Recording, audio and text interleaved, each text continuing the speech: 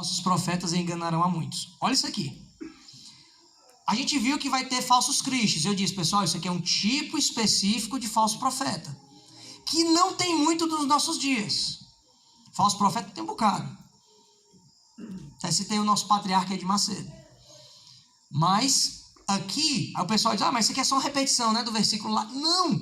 Onde é que esse versículo está ensanduichado entre o 10 e o 12? Do que ele está falando? De perseguição ao povo de Deus, de pessoas que estão apostatando da fé. Por que é que ele enfiou esse versículo aqui? Porque ele está dizendo que uma das causas, quem vai estar influenciando esses falsos crentes a fazer essas denúncias, atrair o verdadeiro povo de Deus, são quem?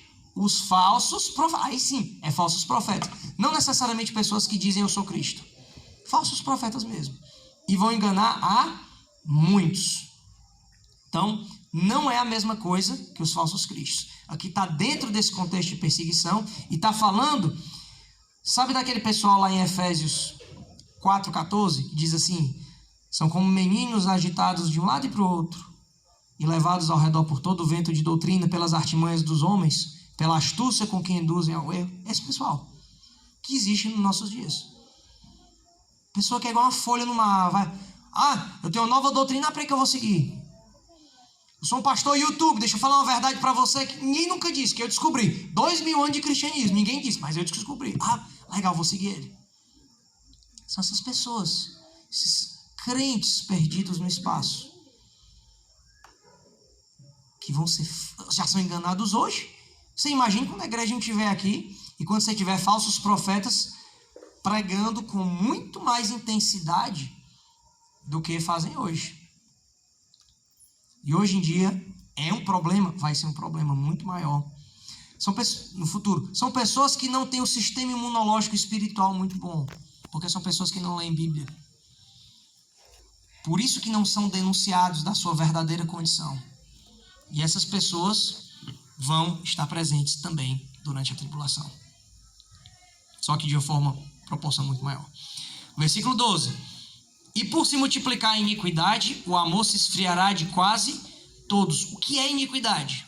Iniquidade basicamente significa aquilo que é contra a lei. No caso, a lei de Deus. Se vai haver uma multiplicação da iniquidade, vai haver uma multiplicação da transgressão à lei de Deus. Como é o nome da transgressão da lei de Deus? Se você falar para 1 João, é o conceito. É pecado. O que ele está dizendo é o seguinte, vai haver uma multiplicação de pessoas pecando, do pecado. Você acha que está ruim nos nossos tempos?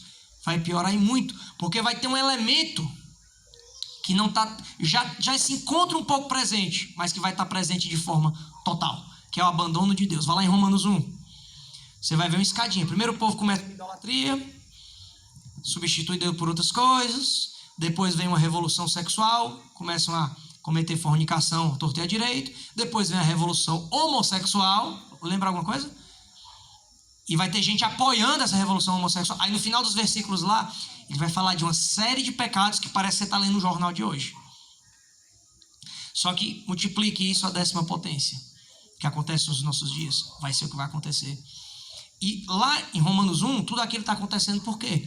Porque a ira de Deus está sendo derramada. Que ira? Um tipo específico de ira, que é o abandono de Deus. Vocês querem viver sem mim? Não tem problema não. Vocês querem fazer isso aqui? Eu vou deixar vocês fazerem. Vou largar vocês. Só que Deus ainda está segurando. Por quê? Porque a igreja está aqui. Quando a igreja sobe, Deus solta. E o ser humano vai ser tão mal quanto ele consegue ser. E isso aqui vai virar literalmente um inferno na terra. Muito pior do que nós conhecemos. Tanto é que ele diz, o resultado, o amor de quase todos vai esfriar. O quase aqui é porque vai ter um remanescente fiel, que são aquelas pessoas que vão ser salvas durante a tribulação. Mas o mundo como um todo vai estar nesse sentido abandonado por Deus, e o amor que nós ainda vemos, a gente ainda vê. Assista a cerimônia hoje da Copa, ainda vê aquela coisa, é o amor, é a paz, não tem mais nada disso. Essa fachada hipócrita do descrente vai cair. Você sabia que o descrente prega o amor da Bíblia, né? Pelo menos o que eles na cabeça deles. É o amor que não julga. Pregam Jesus, que eles acham que é o Jesus da Bíblia, que esse Jesus que nos ensinou a amar. A cabeça deles estão pregando o Jesus da Bíblia. Errado somos nós. Tudo isso aqui, nem isso mais vai acontecer. A fachada vai cair. Versículo 13. Aquele, porém, que perseverar até o fim, esse será salvo. Vocês já escutaram na doutrina da perseverança dos santos? Basicamente, o que é que diz? Uma vez salvo, sempre salvo. Ou seja, ninguém perde a salvação. Todo mundo aqui crê nisso, né? Se não crê, você procura o seu pastor, aguenta aí uns 6 meses de disciplina e depois você se converter, você vem para cá de novo. Brincadeiras à parte, irmão. Todo mundo aqui eu creio que crê nisso. Isso aqui não está falando disso. Olha o que ele está dizendo aqui, ó. Aquele que perseverar até o fim, aí você olha, perseverar, beleza, vou continuar, né? No processo de salvação, será salvo. A salvação vem antes ou depois da perseverança? Vem depois. Ou seja, você aqui, se você interpretar dessa forma, você está sendo salvo por obras. Não é isso que está sendo dito. A palavra salvo, ela pode ter um sentido espiritual, mas pode ser um sentido físico. Você encontra demais lá nos Salmos, por exemplo. O salmista, muitas vezes, ele vai falar de que Deus o salvou, mas ele não está falando que Deus o salvou espiritualmente. O salmista já é salvo, ele está dizendo que Deus o salvou de um perigo físico. Qual dos dois sentidos vocês acham que, depois de todas as desgraças que nós falamos aqui, depois no contexto de perseguição, ele está falando, aquele que perseverar, aquele que conseguir salvar, se salvar fisicamente, que estiver vivo no final, vai ser salvo. Não é salvação espiritual. Contexto aqui de novo, cristãos judeus que estão sendo perseguidos, o que implica uma salvação física. Se você perseverar, se você conseguir aguentar tudo isso aqui, você vai entrar no reino.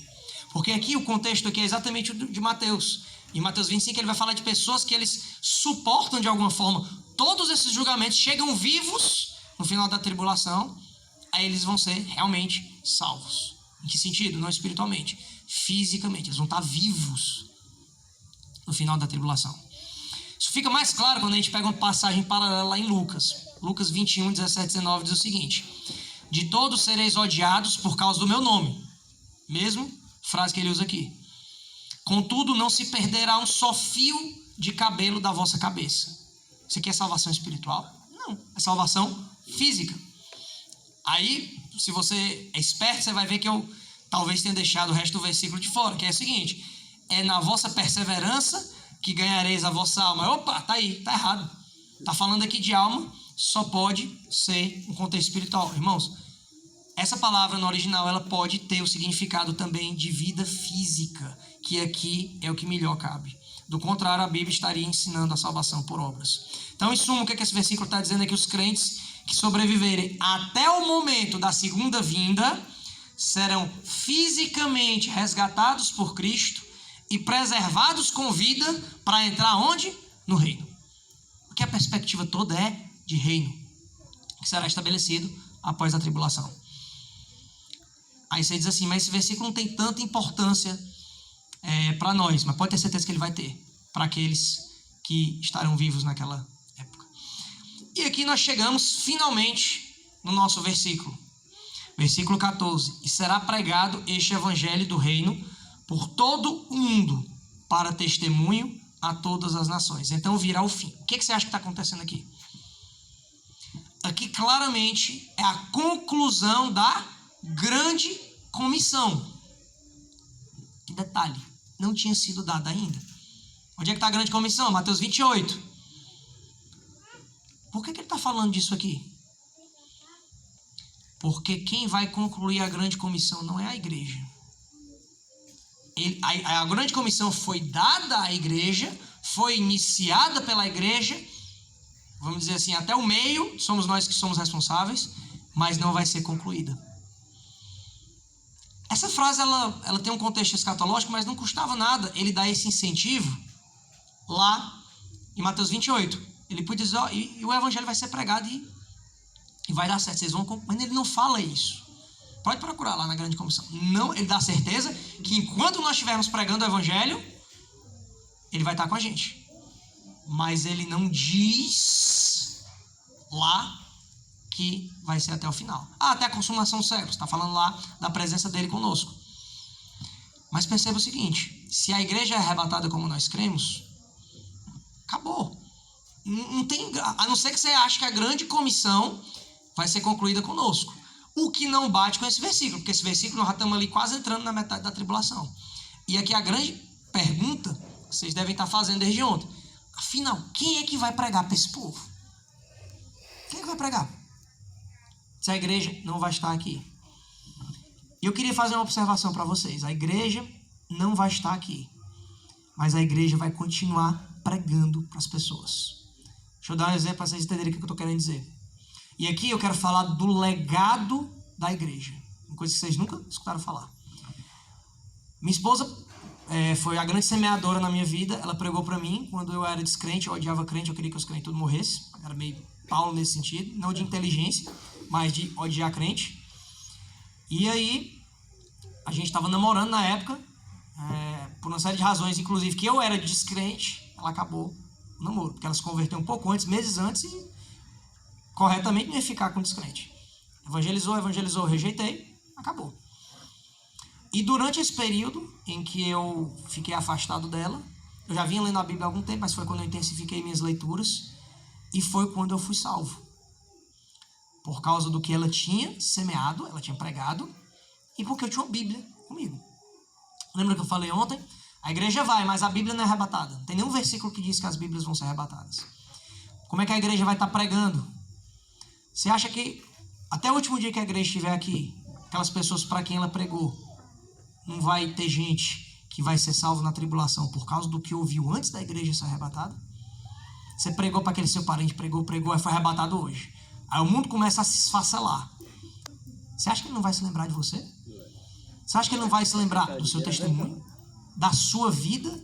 Do que você fez? A igreja vai pregar na tribulação. Não de forma audível, mas por causa do que nós fizemos antes.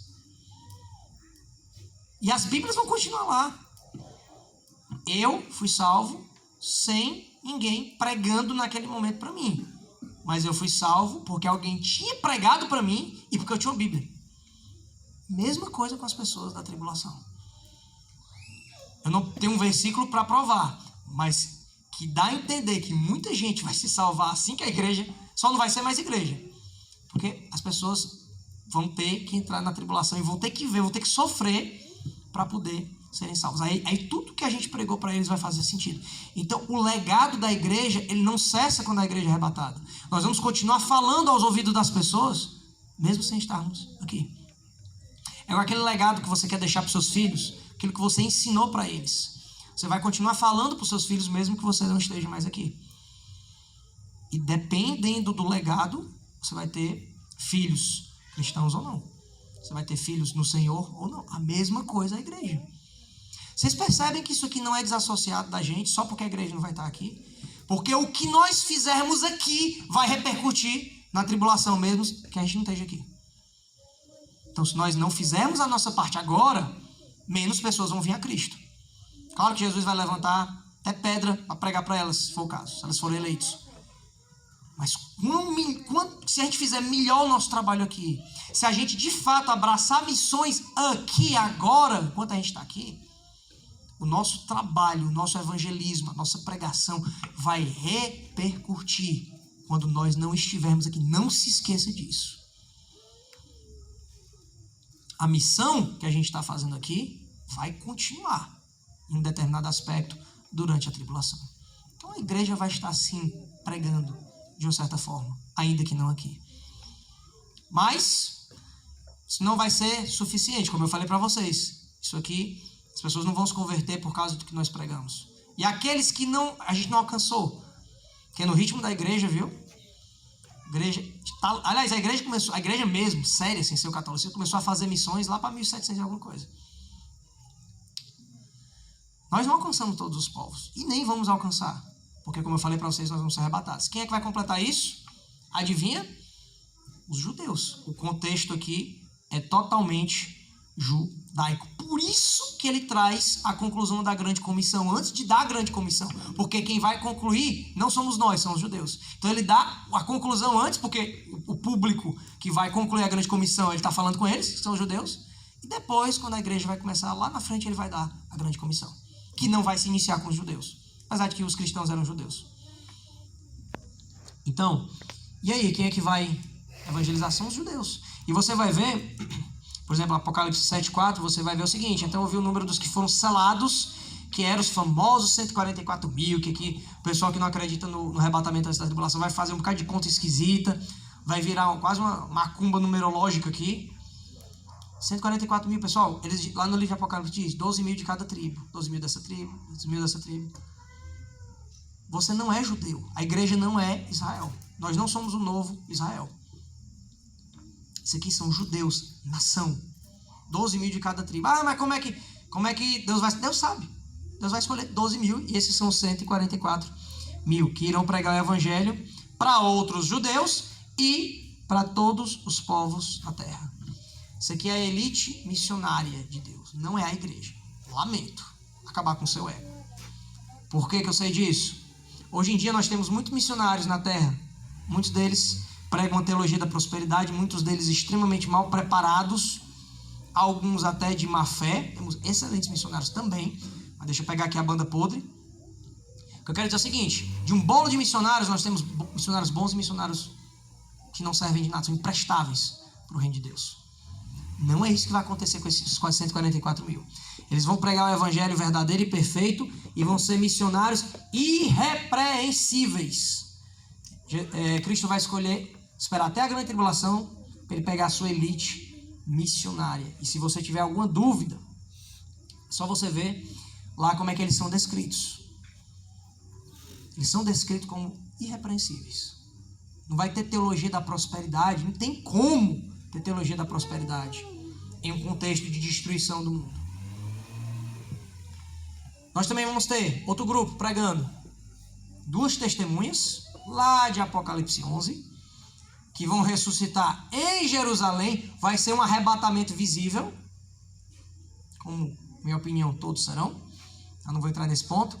E o testemunho, principalmente da sua pregação e da sua ressurreição pública, vão levar muitas pessoas a Cristo.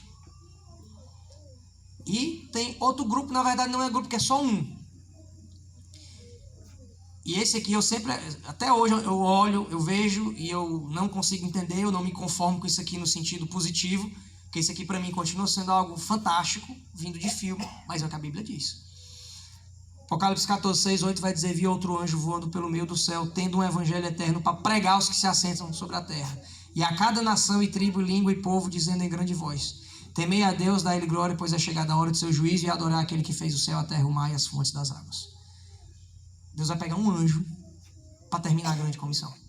Porque aí sim, um anjo vai ter acesso a todo o planeta e vai pregar o evangelho. Eu continuo olhando para isso aqui, eu acredito que está na Bíblia, mas eu não consigo visualizar, abrindo minha janela e vendo um anjo pregando o evangelho. Aqui para os esquimozinhos lá do Polo Norte, para as tribos mais isoladas, que nunca escutaram, vão escutar. Pode se esconder na caverna, de algum jeito vai escutar o evangelho. Aqui a grande comissão vai se encerrar. E aí, e será pregado esse evangelho do reino por todo mundo, para testemunho a todas as nações. Então, como vocês estão vendo, Deus nos levantou. Hoje, quem é que prega o evangelho? Somos nós. É a igreja. Mas no futuro, quem foi que pregou? Não era o evangelho. Quem é que pregava a salvação em Deus, no verdadeiro Deus? Eram os judeus. Fizeram um trabalho ruim? Não tem problema não, vamos para aqui para a igreja. Traz a igreja está pregando. E se você prestar atenção nas escrituras, principalmente lá em Romanos, a verdadeira igreja é diferente da igreja. A igreja verdadeira é diferente da igreja, como a gente chama na teologia, a igreja invisível, que a verdadeira igreja é diferente da igreja visível. Nem todo mundo que se identifica como cristão é verdadeiramente cristão. Então, a igreja, como um todo, prega o evangelho, mas prega muitas vezes mal. Por causa também dessas pessoas que estão infiltradas. Mas tem muito crente verdadeiro, irmãos, que não prega o evangelho. E aqui é onde nós vamos chegar, e eu queria entrar nessa conclusão, porque ele vai encerrar dizendo o seguinte: então virá o fim. Que fim é esse que ele está falando? Dando a entender, obviamente, que isso que vai acontecer é como se ele desse um salto, não só mais nos princípios das dores, pegando todo o período da grande tribulação. O fim que ele está falando aqui é o fim do governo do homem na terra. Porque lembra o que vai vir? Vai vir o reino de Deus. O mundo não vai se acabar quando Jesus voltar. Vai se acabar depois. Quando ele, lá no final ele vai destruir tudo e vai vir novos céus e nova terra. Mas quando Jesus voltar, o mundo não vai se acabar.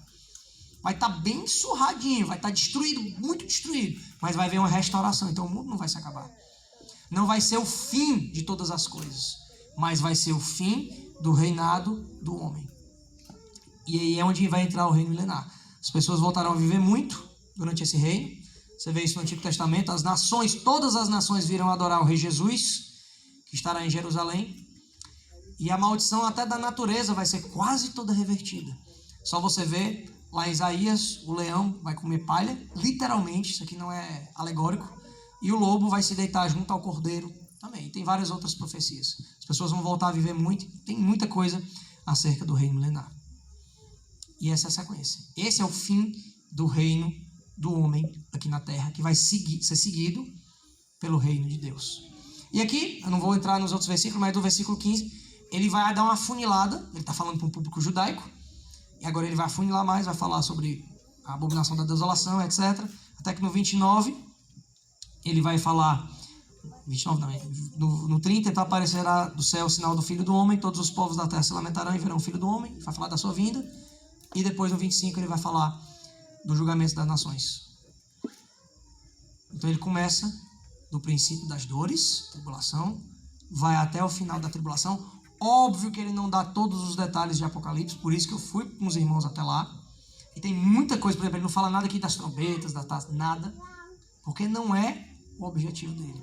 Lembra, a revelação é progressiva, ela acontece devagarzinho. Então em Apocalipse nós temos muito mais informações do que aqui em Mateus 24. E a igreja não está em Mateus 24. Mas a igreja está nos planos de Deus para desenvolvimento de missões. E aqui a grande pergunta. Depois de tudo isso que a gente diz, depois de enfatizar que a igreja não está no texto que nós escolhemos para a conferência, vem a grande pergunta. E daí? Se você veio ontem, você viu desgraça por cima de desgraça que vai estar acontecendo nesse mundo. Muito pior do que acontece nos nossos dias. E é porque eu não entrei nos piores julgamentos. Isso por si só era para fazer um alerta em você. Por causa do legado, lembra que eu falei da igreja? O que você pregar agora vai refletir durante a tribulação, seja lá quando ela vier. Mas a primeira razão pela qual nós deveríamos fazer missões, qual seria essa? É uma razão simples que a gente esquece. Porque ele nos amou primeiro, nós nos amamos. Todos os problemas da igreja, inclusive missões, eles começam quando a gente perde a perspectiva da cruz. Quando a gente se distrai com as coisas desse mundo. Não necessariamente nos corrompendo com coisas proibidas desse mundo. Eu estou falando com a rotina que a gente tem. Quando a gente desfoca da cruz. Quando a gente passa a pensar muito em nós mesmos. Quando a igreja local só pensa na igreja local. A gente esquece do grande sacrifício que Cristo fez por nós. Isso é a motivação para tudo na sua vida cristã, inclusive missões. Porque se ele nos amou, primeiro, nós amamos a Cristo. E como é que você demonstra o amor a Jesus, ainda que um amor pífio, ridículo e extremamente inferior ao que ele merecia? Amando o povo de Deus, que muitos deles ainda não são salvos, estão espalhados pelo mundo todo. Eu sei que Jesus... Você vê aquelas pregações da grande comissão? Isso aqui é uma ordem, mas peraí, será que eu tenho que cumprir porque é uma ordem? Ou por trás dessa ordem tem algo maior, que é o meu amor por Deus, porque ele me amou primeiro, e um amor que tem que ser refletido no povo de Deus, que está espalhado por todo mundo e que não é salvo ainda. Essa é a primeira motivação. Porque se você for, eu tenho que cumprir a grande comissão, é uma ordem, né? Fazer o quê? Você não vai para canto nenhum. Eu tenho que dar aqui meu dinheiro para o missionário. Tá aqui. Você acha que a igreja vai para frente desse jeito? E como é que a gente junta essa escatologia com missões? Primeiro, porque ele nos amou, nós devemos amar o povo de Deus, e o povo de Deus que ainda vai vir, nem nasceu ainda, talvez. Que vai vir quando nós não vamos estar aqui. E aí, de novo, eu falo do legado da igreja. A igreja prega hoje, verbalmente, mas vai pregar ainda para essas pessoas que vão ficar. E o centro das pregações, o centro de você vir para o culto, o centro de você apoiar missionários, o centro de você fazer missões é o amor que nós devemos ter a Deus, consequência do amor que Ele derramou primeiro a gente. Como é que você quer falar do amor de Deus se você não sente o amor de Deus? Ou você não entende o amor de Deus, ou o amor de Deus ele não tem um reflexo prático na sua vida. Dos quais um dos principais é amando ao povo de Deus. E nós demonstramos o amor ao povo de Deus pregando o evangelho. Imagine que você tem uma doença incurável aí. Muita gente morrendo. Você tem a cura dessa doença. Só que você não vai falar para ninguém. Você vai tomar o remédio, vai se curar, acabou. Dá ele para sua mulher, para seus filhos. E o povo morrendo, Qual a conclusão que eu chego em relação a você? Você não ama as pessoas. Porque você detém a cura e você não compartilha da cura. Você usufrui da cura. Existe uma doença chamada pecado que mata pessoas todos os dias, que leva pessoas para o inferno. Quem é que detém a cura nos nossos dias? É a igreja. E o que é que nós fazemos com isso? Aí é onde entra missões. Será que a gente se limita a usufruir dos efeitos positivos na nossa vida de sermos salvos? Ou a gente prega só para o vizinho, para a esposa, para os filhos? Para o filho eu faço um trabalho maravilhoso, mas para os outros não. Nós temos a cura, pessoal. Qual é a cura para o pecado? É Cristo. E o que é que nós estamos esperando para divulgar essa cura? Talvez o problema esteja no nosso amor a Deus. E lembra, nós estamos numa conferência que fala de escatologia. Esse amor ao povo de Deus vai durar e vai repercutir até quando nós não estivermos aqui.